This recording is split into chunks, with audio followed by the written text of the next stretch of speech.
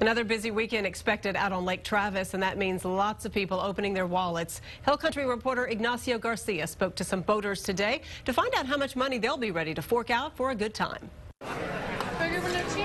Last weekend, business was so good for some Lake Travis businesses, they almost ran low on food and even boat fuel. This weekend, good weather coupled with school out for summer will likely mark the beginning of a very busy summer.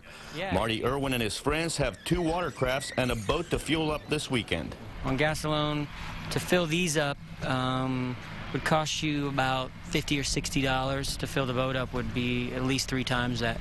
Tom Hoffmeister just pumped 260 big ones into his bow rider. How long will this fuel go? And that'll last me the better side of the weekend. It'll last me into the weekend and into maybe a day or so next week of using it.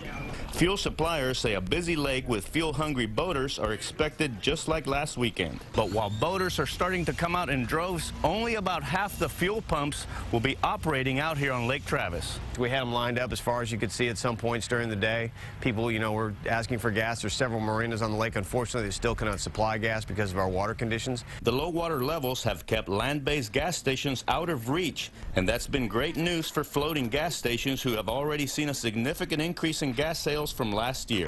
We're planning on being very busy. We've already seen an increase in our fuel sales, so we're planning on having to get more fuel than we ever had before. With fuel prices on the water going for $4.39 a gallon on up, consider it the cost of having fun. On Lake Travis, Ignacio Garcia, KXAN News.